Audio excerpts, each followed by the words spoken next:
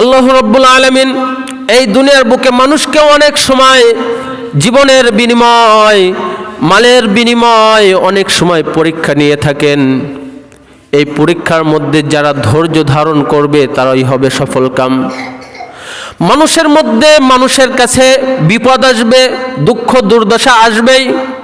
শুধু যদি সুখ আর সুখ থাকতো তাহলে মানুষের এটা জীবন হইতো না।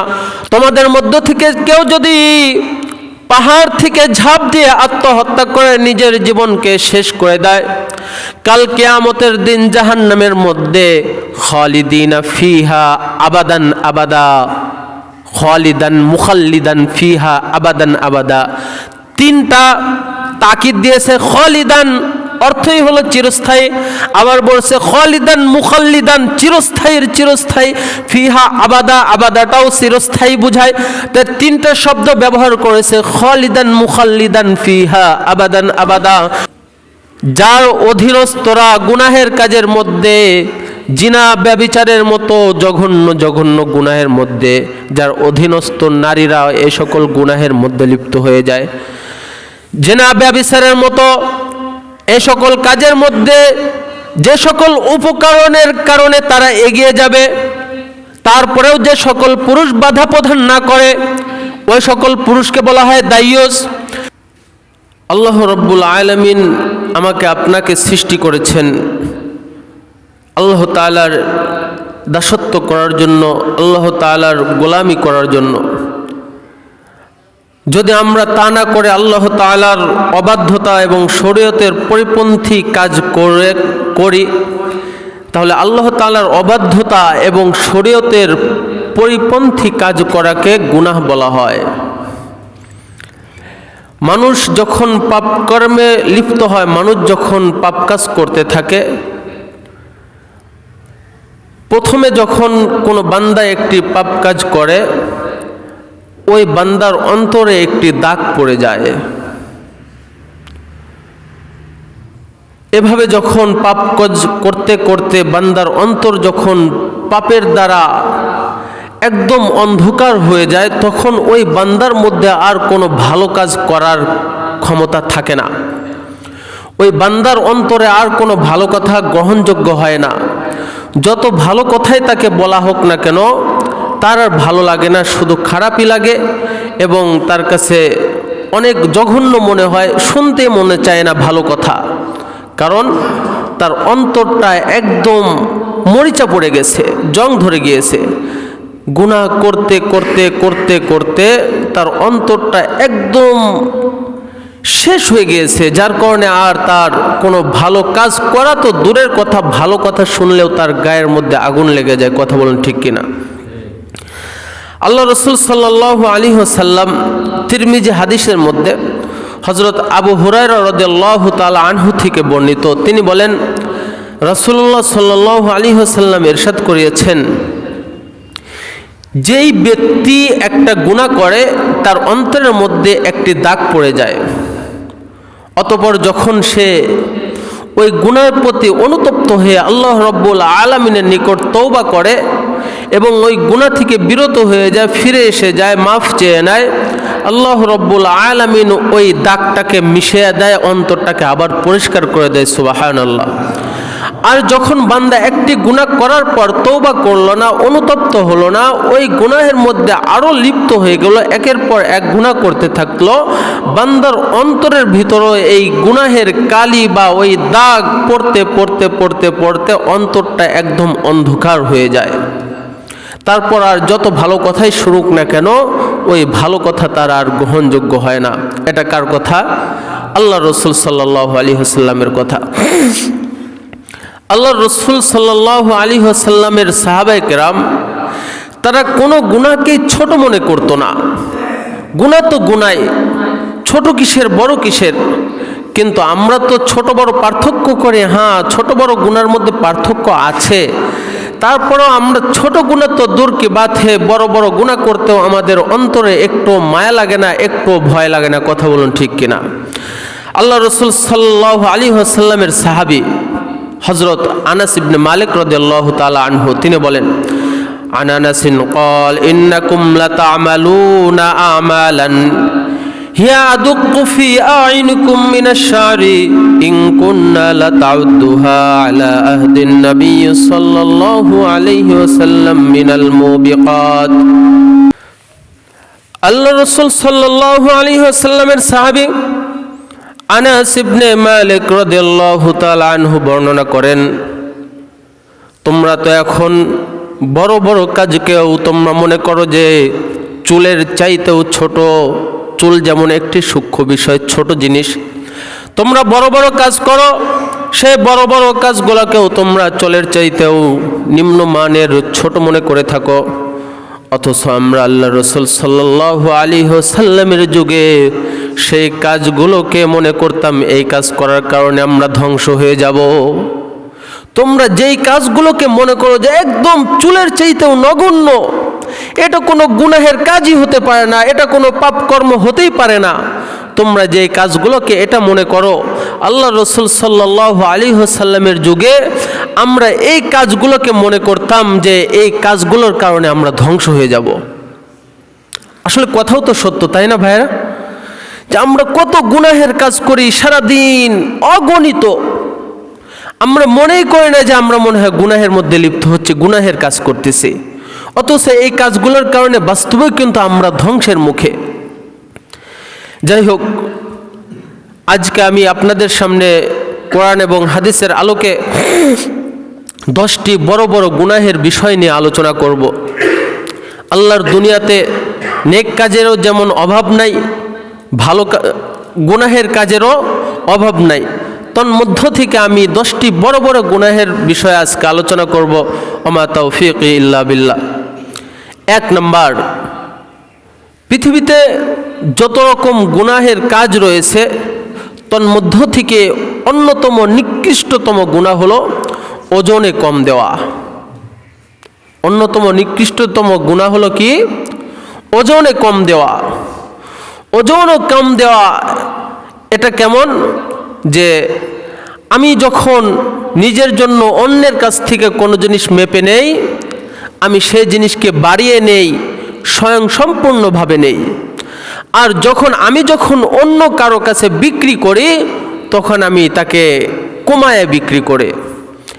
এ ব্যাপারে আল্লাহ রাব্বুল আলামিন সূরা মুতাফফিফিনের মধ্যে বলেন, ওয়াইলুল লিল মুতাফফিফিন الذين إذا اكتالوا على الناس يستوفون وإذا كالوهم أو وزنوهم يخسرون ألا يظن أولئك أنهم مبعوثون ويل للمطففين। ধ্বংস তাদের জন্য যারা ওজনে কম দেয়। আল্লাযীনা ইযা কাতালু আলান নাসি ইস্তাওফুন, যখন তারা নিজেদের জন্য কোনো কিছু ক্রয় করে তখন তারা স্বয়ং সম্পূর্ণভাবে নিয়ে নেয়, পরিপূর্ণভাবে নিয়ে নেয়। ওয়া ইযা কালুহুম আও ওয়াজানুহুম ইখসিরুন, আর যখন তারা অন্যের কাছে তা বিক্রি করে তখন তা ওজনে কম দিয়ে বিক্রি করে। কথা বলুন ঠিক কিনা? যদি এরকম কাজ কেউ করে থাকে, যদি ওজনে কোনো ব্যক্তি কম দিয়ে থাকে আর নেওয়ার সময় যদি বেশি নিয়ে থাকে, ওয়াইলুন, তার জন্য ধ্বংস অনিবার্য। এটা আল্লাহ রাব্বুল আলামিনের কথা, রাসূলের কথাও না, স্বয়ংকার কথা, আল্লাহ রাব্বুল আলামিনের কথা। কেউ যদি ওজনের মধ্যে, মাপের মধ্যে যদি কেউ কম বেশি করে তার জন্য ধ্বংস অনিবার্য। আমরা কি মনে করি শুধু মনে হয় বর্তমানে দাড়িপাল্লা দিয়ে মনে হয় যারা শাকসবজি বিক্রি করে তারাই মনে হয় ওজনে কম করে? আর ভাই, আমি তাদেরকে সাধারণত কম করতে দেখি না, তারা বাড়ায় দেয়। এসব করে বড় বড় জায়গায় বিশেষভাবে। ওজন দ্বারা শুধু দাড়িপাল্লার মাপে ওজন নয়, ফুট, ইঞ্চি। এই যে বর্তমানে মনে করেন যে অনেকে রাস্তার কাজ আসে, আমরা তো বাঙালিরা এক তো হলো এই রাস্তাটা কত ফুট হবে, কত ফুট চওড়া হবে, কতটুকু ঢালাই হবে এই সম্পর্কে অজ্ঞ। আর দ্বিতীয়ত যদি আমরা জানার চেষ্টাও করি, তখন ঘুরে আমাদের উপরে আরও কি করে দেওয়া হবে, কেচ চাপিয়ে দেওয়া হবে যে সে চাঁদা চাইছে, দেয় নাই, যার কারণে সে আমার কাজে বাধা দিতেছে। কথা বলুন ঠিক কিনা?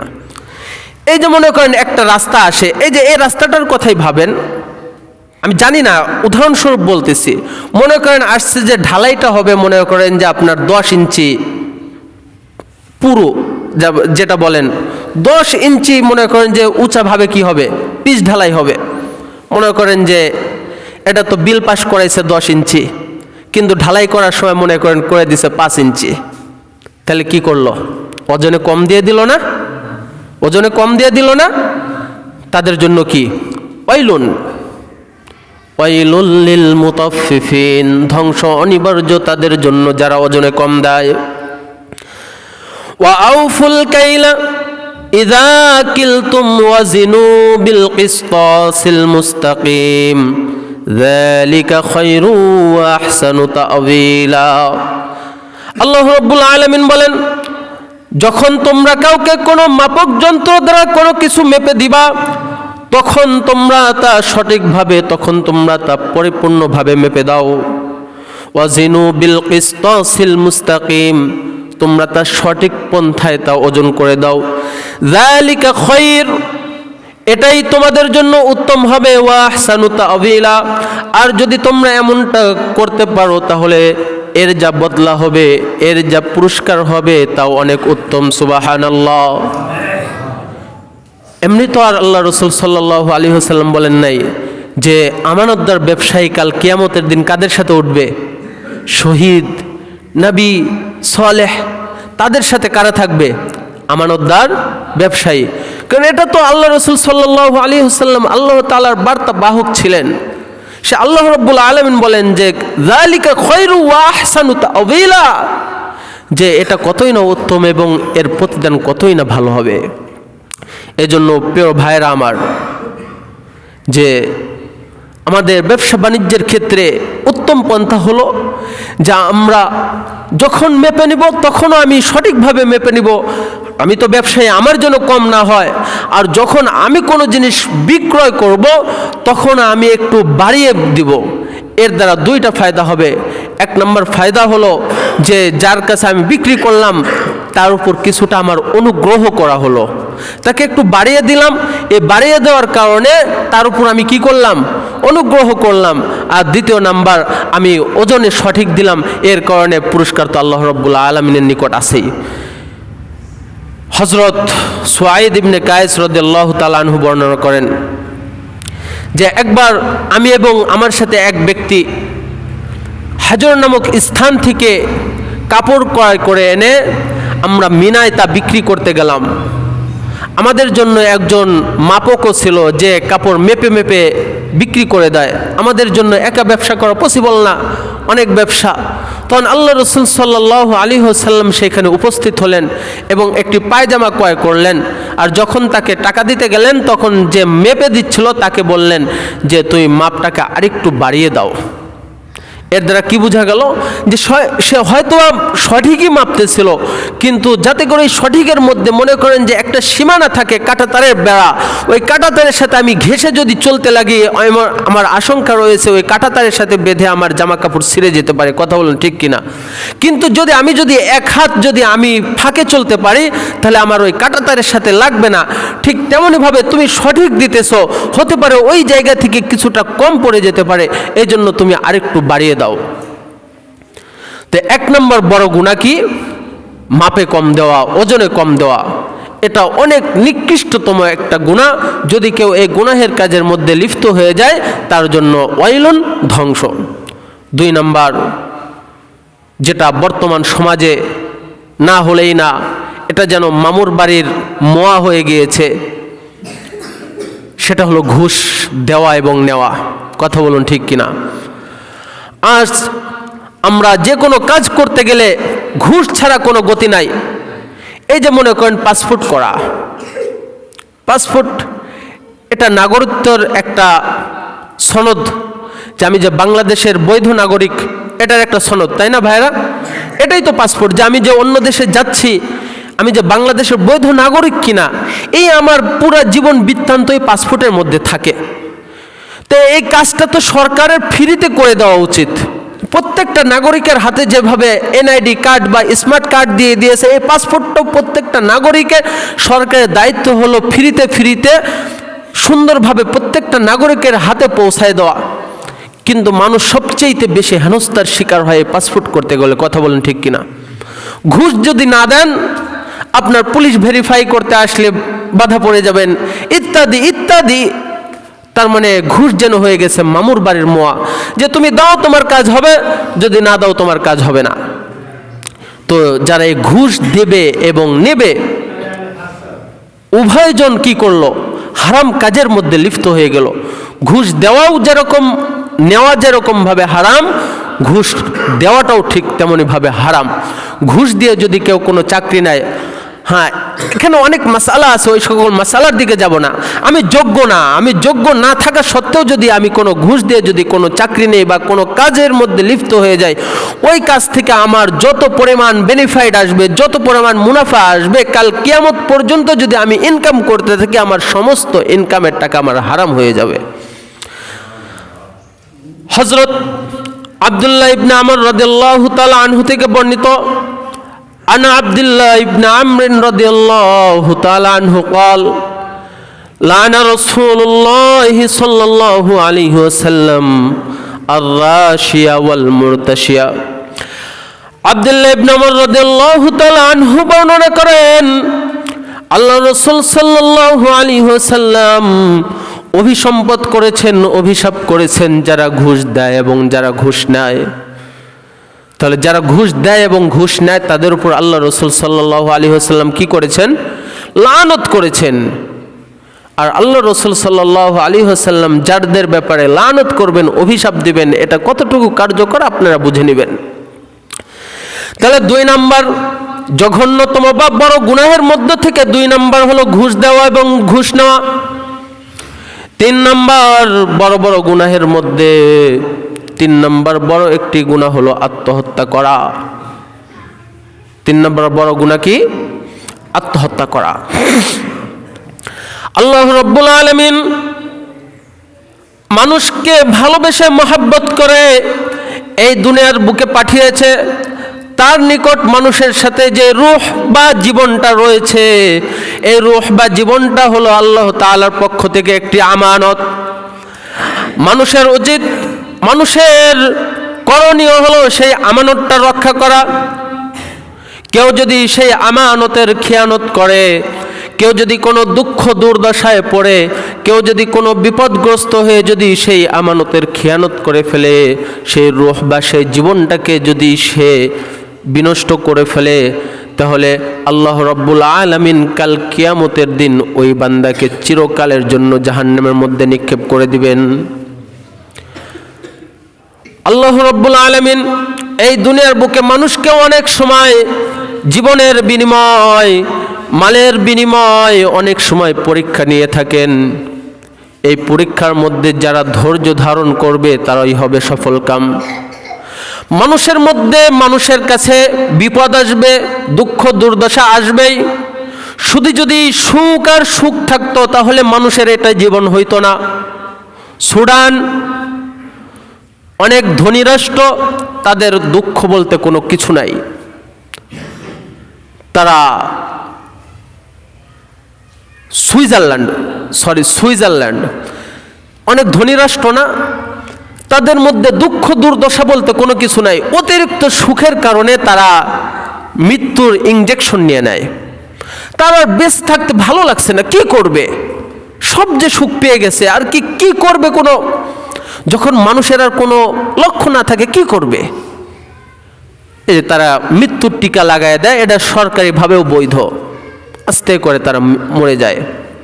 এর জন্য দেখবেন মানুষের কষ্ট থাকলে, কষ্টের পর যখন সুখ আসে তখন আনন্দ লাগে। আর দেখবেন যাদের সুখের পর সুখ, তাদের দেখবেন যে জীবনে শান্তি নাই। এই জন্য মানুষকে আল্লাহ রাব্বুল আলামিন বিপদ দিবেন, বালা দিবেন, মুসিবত দিবেন। এই বিপদ বালা মুসিবতের মধ্যে যারা ধৈর্য ধারণ করবে তারাই হবে সফলকাম। আর যারা এই বিপদের মধ্যে ধৈর্য ধারণ না করে নিজেকে আত্মহত্যা করে ফেলবে, নিজের জীবনটাকে শেষ করে দিবে, তাদের পরিণাম কি? আল্লাহ রাসূল সাল্লাল্লাহু আলাইহি ওয়াসাল্লাম বলেন,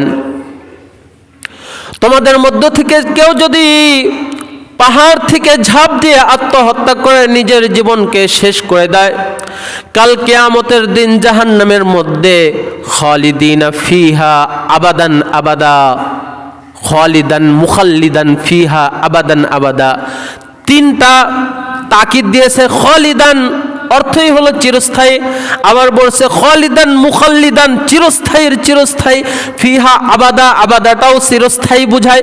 তাই তিনটা শব্দ ব্যবহার করেছে, খালিদান মুখাল্লিদান ফিহা আবাদান আবাদা, যে কাল কিয়ামতের দিন জাহান্নামের মধ্যে যে ব্যক্তি দুনিয়ার মধ্যে পাহাড় থেকে ঝাঁপ দিয়ে আত্মহত্যা করেছিল, জাহান্নামের মধ্যেও সে ওইভাবে পাহাড় থেকে লাফাইতেই থাকবে, লাফাইতেই থাকবে।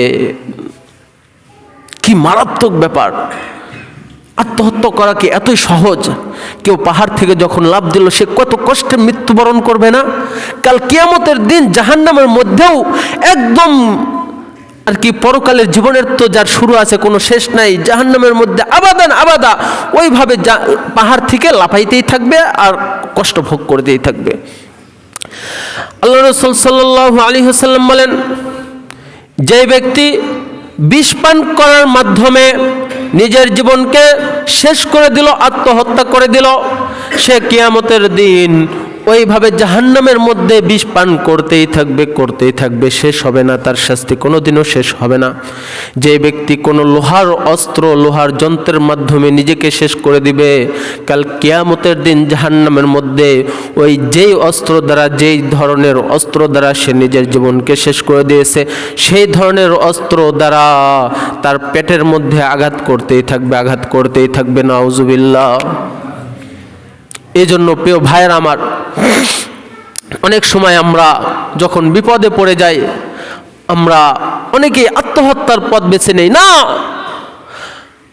বিশেষ করে অনেক সময় অনেক যুবক ভাইয়েরা বর্তমান সমাজে যখন মেয়েদের সাথে অবৈধ প্রেমের মধ্যে লিপ্ত হয়ে যায়, এই অবৈধ প্রেম এটা তো এমনিই তো অবৈধ, এর মধ্যে কষ্ট ছাড়া কখনোই সুখ হতে পারে না। তুমি মনে করতেছো যে ওই মেয়েটা শুধুমাত্র আমাকেই ভালোবাসে, আমাকেই ভালোবাসে, না, এটা কখনোই না। ওই মেয়ে অবৈধভাবে যেভাবে তোমার সাথে যদি সময় কাটাইতে পারে, ওই মেয়ের আরো 7 জন পুরুষের সাথে সময় কাটাইতে তার একটু বিবেকে বাঁধবে না। কথা বলুন ঠিক কিনা? তুমি ওই মেয়ের জন্য তুমি তোমার নিজের জীবনকে নিঃশেষ করে দিলা, কোনো লাভ নাই প্রিয় ভাই। সে ঠিকই আরেকজন ছেলেকে নিয়ে সে ঠিকই সুখের সংসার করে যাবে, কিন্তু তুমি ইহকালও হারাইলা, পরকালও হারাইলা। এই জন্য প্রিয় ভাইরা আমার, আমরা কখনোই আত্মহত্যার পথ বেছে না নেই। আমরা বিপদে আপদে আমরা সদা সর্বদা ধৈর্য ধারণ করব। আল্লাহ রাব্বুল আলামিন আমাদেরকে ধৈর্য ধারণ করার প্রতিদান অবশ্যই দিবেন ইনশাআল্লাহ। তাহলে 3 নম্বর গেল আত্মহত্যা করা। 4 নম্বর সবচেয়ে বড় গুনাহ হলো, সবচেয়ে বড় গুনাহের মধ্য থেকে 4 নম্বর গুনাহ হলো কারো উপর অপবাদ দেওয়া। আল্লাহ রাব্বুল আলামিন পবিত্র কোরআনে ইরশাদ করেন, والذين يرمون المحصنات ثم لم يأتوا بأربعة شهداء فاجلدوهم 80 جلدة ولا تقبلوا لهم شهادة أبدا وأولئك هم الفاسقون। আল্লাহ রাব্বুল আলামিন পবিত্র কোরআনে বলেন, তোমাদের মধ্য থেকে কেউ যদি কোনো সতী সাধবা মেয়ের উপর অপবাদ দেয় যে সে জেনা করেছে, এবং সে যদি 4 জন সাক্ষী যদি উপস্থিত না করতে পারে, তাহলে আল্লাহ রাব্বুল আলামিন বলে তাকে 80টা বেত্রাঘাত করো। শুধু তাই নয়, কাল কিয়ামত পর্যন্ত তার থেকে আর কোনো সাক্ষ্য গ্রহণ করা হবে না। ওয়া উলাইকা হুমুল ফাসিকুন, এবং সে ফাসিক, সে পাপী, সে গুনাহগার। এখানে তো আল্লাযীনা ইয়ারমুনাল মুহসানাত, এই আয়াতের ব্যাখ্যায় শুধু সতী সাধবা মেয়েদের ব্যাপারে অপবাদ দেওয়ার ব্যাপারেই নয়, বরং আমরা অনেকেই অনেককে অনেক রকম অপবাদ দিয়ে থাকি। অপবাদ কাকে বলে? অপবাদ বলা হয় কোনো খারাপ বা মন্দ কাজ এমন ব্যক্তির দিকে সম্বোধন করা যে ব্যক্তি ওই মন্দ কাজটা করে নাই, তাহলে তাকে আমি কি দিলাম? অপবাদ দিলাম। তাহলে আল্লাহ রাব্বুল আলামিন বলেন, যদি কেউ এরকম ভাবে অপবাদ দিয়ে থাকে তাহলে তাকে 80টা বেত্রাঘাত করো। শুধু তাই নয়, মৃত্যু পর্যন্ত তার থেকে আর কোনোদিন সাক্ষী গ্রহণ করা হবে না। শুধু তাই নয়, উলাইকা হুমুল ফাসিকুন, সে ফাসিক, সে পাপী, সে গুনাহগার। আর আল্লাহ রাব্বুল আলামিন যাকে গুনাহগার বলে সম্বোধন করবেন বা করেন, আপনারা বলুন দেখি কাল কিয়ামতের দিন তার মুক্তি পাওয়ার কোনো পথ থাকবে?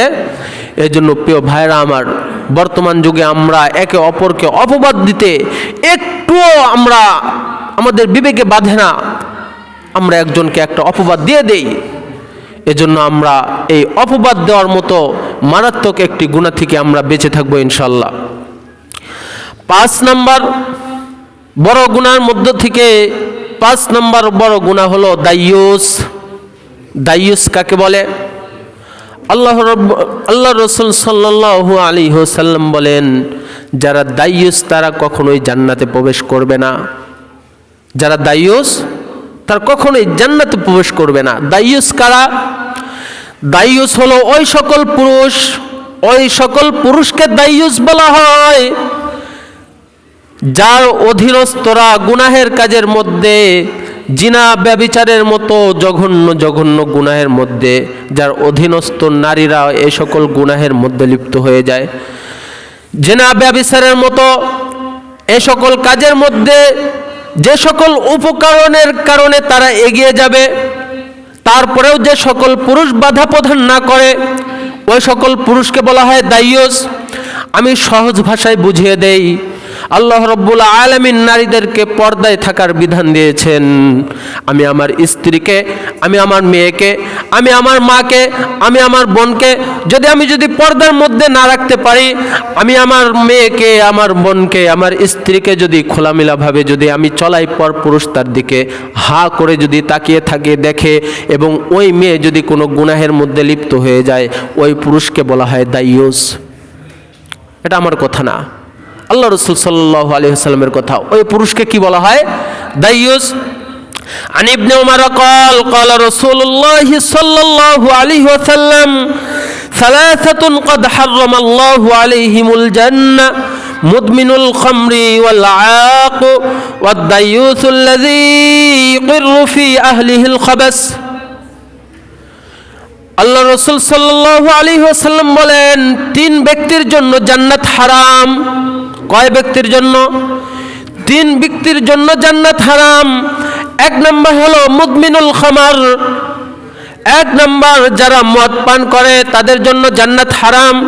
2 নম্বর ওয়ালাক, যারা হলো মা বাবাকে কষ্ট দেয় তাদের জন্য জান্নাত হারাম। 3 নম্বর আদ-দায়ুসুল্লাযী ইয়াকুরু ফি আহলিল খাবাস, 3 নম্বর হলো দায়ুস পুরুষদের জন্য জান্নাত হারাম, যারা তাদের পরিবারকে খবাস গুনাহের কাজ থেকে বিরত রাখতে পারলো না, অন্যায় অশ্লীল ফাহেসা কাজ থেকে যারা বিরত রাখতে পারলো না, ওই সকল দায়ুস পুরুষদের জন্য জান্নাত হারাম। এজন্য প্রিয় ভাইরা আমার, বর্তমান আমরা আমাদের আদরের সন্তানদের হাতে আমরা ফোন তুলে দিচ্ছি, আমাদের বিবিদের হাতে বড় বড় অ্যান্ড্রয়েড ফোন তুলে দিচ্ছি। এ সকল ফোনের কারণে আমার মেয়েরা অন্যায় অবৈধ প্রেমলীলার মধ্যে লিপ্ত হয়ে পড়তেছে। আমি খোঁজও রাখতেছি না, বরং আমি তাকে আরও প্রতি মাস গেলে ওয়াইফাইয়ের বিল ভরে দিচ্ছি। দেখবেন যাদের বাড়িতে ওয়াইফাই আছে, আমার আপনার এতটা প্রয়োজন পড়ে না, কিন্তু একদিন যদি বিল দেওয়া দেরি হয়ে যায়, আপনার মেয়ে এসে আপনার কানের ঘরে বগর বগর করতে থাকে। কথা বলুন ঠিক কিনা? কেন? ওই যে ওয়াইফাই নাই, তার কথা বলতে পারতেছে না, সমস্যা। দেখবেন আপনার ওয়াইফাইয়ের বিল কবে শেষ হয়ে গেছে আপনার জানাও নাই, কিন্তু আপনার বিবি আপনার কানের কাছে এসে বগর বগর করতেছে। যদি এরকম হয়ে থাকে, মনে করবেন আপনি দায়ুস পুরুষ। আর যদি কেউ দায়ুস পুরুষ হয়ে থাকে, তার জন্য জান্নাত হারাম। 6 নম্বর বড় বড় গুনাহের সমূহের মধ্য থেকে 6 নম্বর গুনাহের কাজ হলো ছবি অঙ্কন করা, প্রাণীর ছবি অঙ্কন করা। আল্লাহ রাসূল সাল্লাল্লাহু আলাইহি ওয়াসাল্লাম বলেন,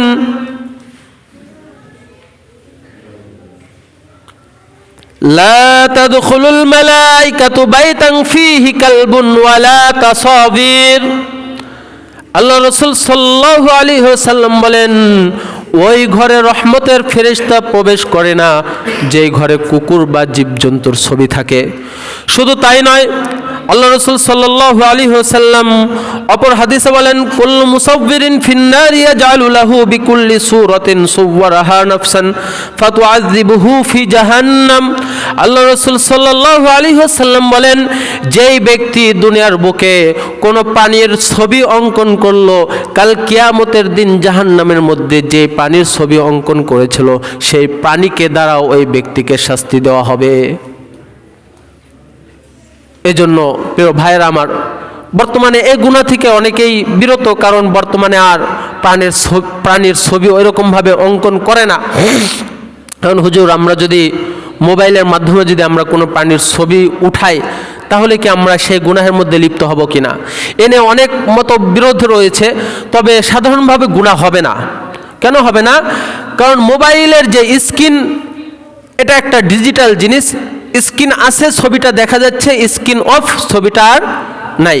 তাহলে এই যে ছবি অঙ্কন করা, এটা কিন্তু মোবাইলের মধ্যে যেটা ছবি অঙ্কন করা নয়, এটা একটা প্রজেক্টর, এটা একটা ডিজিটাল প্রযুক্তি। ছবি অঙ্কন করার বলতে বোঝায় যে আমি কলম দিয়ে কাগজে অঙ্কন করা। এজন্য ভাইয়েরা আমার, আমরা অনেকেই আমাদের বাচ্চাদেরকে ছবি অঙ্কন শিখাই এবং ছবি অঙ্কন করার জন্য আমরা মাস্টারও রেখে দেই, সাবধান ছবি অঙ্কন শিখুক, কিন্তু আপনার বাচ্চা যেন প্রাণীর ছবি অঙ্কন করা কখনোই না শেখে।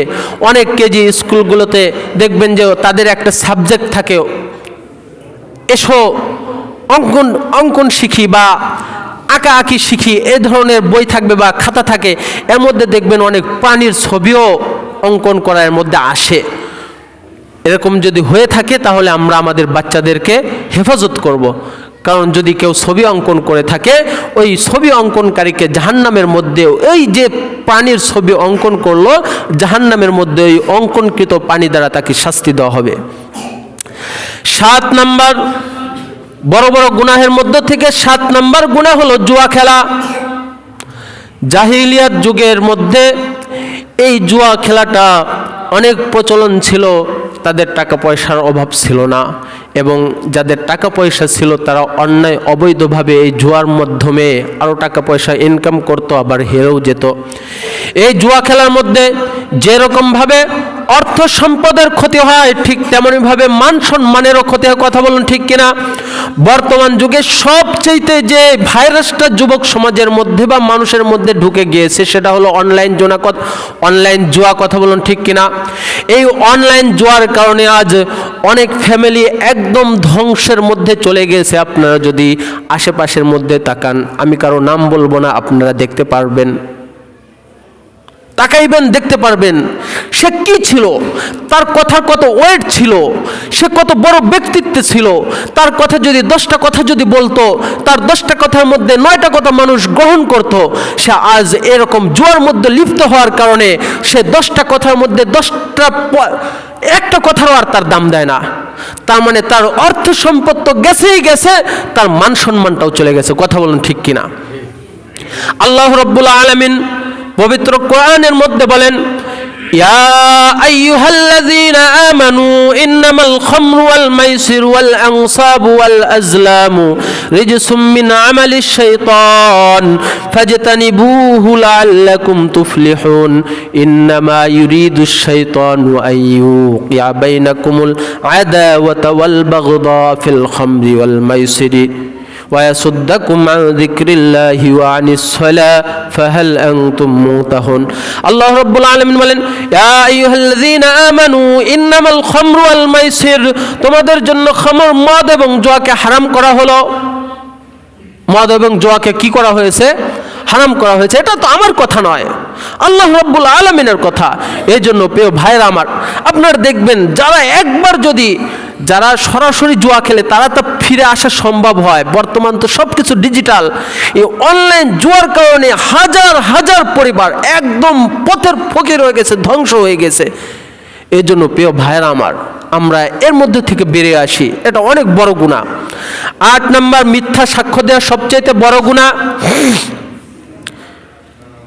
উদিলাত শাহাদাতুজ জুরি বিল ইশরাকি বিল্লাহ। আল্লাহ রাসূল সাল্লাল্লাহু আলাইহি ওয়াসাল্লাম বলেন, মিথ্যা সাক্ষ্য দেওয়াটা হলো আল্লাহ তাআলার সাথে শরীক করার নামান্তর। আল্লাহ রাব্বুল আলামিন সকল প্রকার গুনাহকে মাফ করেন, শুধু শিরিক ব্যতীত।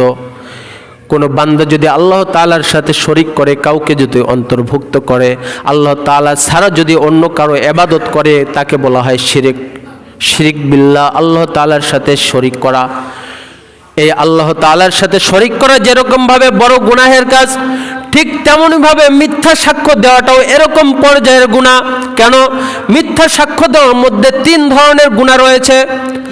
1 নম্বর গুনাহ হলো আমানতের খেয়ানত করা, 2 নম্বর গুনাহ হলো মিথ্যা প্রতিপন্ন করা, আর 3 নম্বর কাউকে বিপদের মধ্যে লিপ্ত করে দেওয়া, কারো মান সম্মানকে ক্ষুণ্ণ করা। আর আমরা জানি যে আয়াতুল মুনাফিকি সালাসাতুন, ইযা হাদাসা কাযাবা ওয়া ইযা তুমিনা খানা। যে মুনাফিকের আলামত হলো 3টি, যখন সে কথা বলবে মিথ্যা বলবে, সে যে মিথ্যা সাক্ষ্য দিল সে মিথ্যা বলল কিনা। ওয়া ইযা তুমিনা খানা, তার কাছে আমানত ছিল কারো ব্যাপারে তুমি মিথ্যা সাক্ষ্য দিও না, তার ব্যাপারে সাক্ষ্য দেওয়াটা এটা ছিল একটা আমানত, কিন্তু সে মিথ্যা সাক্ষ্য দিল, তার আমানতের খেয়ানত করলো। তার মধ্যে 2টা মুনাফিকের আলামত পাওয়া গেল। আর একটা 3 নম্বর হলো তার মধ্যে সে মানুষের অন্যায় করলো, মানুষের ক্ষতি করে দিল। এই 3টা গুনাহ একত্রিত হওয়ার কারণে সবচেয়ে বড় গুনাহের মধ্য থেকে অন্যতম গুনাহ হলো মিথ্যা সাক্ষ্য দেওয়া। সময় নাই, বর্তমান মিথ্যা সাক্ষ্য অনেক দেওয়া হয় না, আত্মীয় স্বজনকে বাঁচানোর জন্য। এমনকি অনেকের মিথ্যা সাক্ষ্য দেওয়াটা এটা তাদের পেশা হয়ে দাঁড়িয়েছে। যাই হোক, 8 নম্বর সবচেয়ে বড় গুনাহের মধ্য থেকে 8 নম্বর গুনাহ হলো মিথ্যা সাক্ষ্য দেওয়া। 9 নম্বর কারো সম্পদ অন্যায়ভাবে দখল করা, এটা অনেক বড় গুনাহ। আলোচনার সময় নাই, শুধু জেনে রাখেন যে বড় বড় গুনাহের মধ্য থেকে অন্যতম বড় গুনাহের মধ্যে 9 নম্বর বড় গুনাহ হলো অন্যের সম্পদ অন্যায়ভাবে দখল করা। আর 10 নম্বর হলো চগলখড়ি করা বা পরনিন্দা করা। চগলখড় কাকে বলা হয়? 2 জন ব্যক্তির মধ্যে সত্য মিথ্যা কথা মিলিয়ে 2 জনের মধ্যে কথা লাগানো। যে আমার কাছে আইসা তার নামে কুটনামি করা, যে হুজুর অমুক আপনার ব্যাপারে এরকম এরকম বলল, আবার আমার কাছ থেকে আবার গিয়ে ওই ব্যক্তির কাছে যে বলবে যে আপনার ব্যাপারে হুজুর অমুক অমুক কথা বলল। এদেরকে কি বলা হয়? চগলখড়। আল্লাহ রাসূল সাল্লাল্লাহু আলাইহি ওয়াসাল্লাম বলেন, লা ইয়াদখুলুল জান্নাতা নাম্মাম। চগলখড় বা পরনিন্দাকারী ব্যক্তি কখনোই জান্নাতে প্রবেশ করবে না। আল্লাহ রাসূল সাল্লাল্লাহু আলাইহি ওয়াসাল্লাম বলেন, লা ইয়াদখুলুল জান্নাতা কাত্তাত। চগলখড় জান্নাতে প্রবেশ করবে না। আল্লাহ রাসূল সাল্লাল্লাহু আলাইহি ওয়াসাল্লাম একদা 2টি কবরের পাশ দিয়ে সাহাবায়ে কেরাম নিয়ে যাচ্ছিলেন। পরে দেখেন যে এখানে কি হচ্ছে, আযাব হচ্ছে। তখন আল্লাহ রাসূল সাল্লাল্লাহু আলাইহি ওয়াসাল্লাম সাহাবাদেরকে বললেন, জানো এদের কবরে যে শাস্তি হচ্ছে কি কারণে? এই 2 জনের মধ্যে থেকে একজন ছিল চগলখড় আর আরেকজন হলো সে পেশাবের ছিটা থেকে বেঁচে থাকতো না। আমরা প্রিয় ভাইয়েরা, আমরা এই গুনাহ থেকে আমরা অনেকেই বাঁচি না। যে আমরা পেশাব করে পানি ব্যবহার তো করি না, ঢিলা কুলুপও ব্যবহার করি না। এই যে পেশাবের ছিটা ফোটা আমার প্যান্টে, আমার লুঙ্গিতে, আমার ইত্যাদি ইত্যাদি যে লাগতেছে, এর কারণে কবরের মধ্যে শাস্তি হয়। এজন্য আমরা চাইলেই কিন্তু এই চগলখড়ি থেকে এবং পেশাবের ছিটা থেকে বাঁচতে পারি। এবং শুধু তাই নয়, আজকে যে বড় বড় 10টি গুনাহের কথা আলোচনা করা হলো,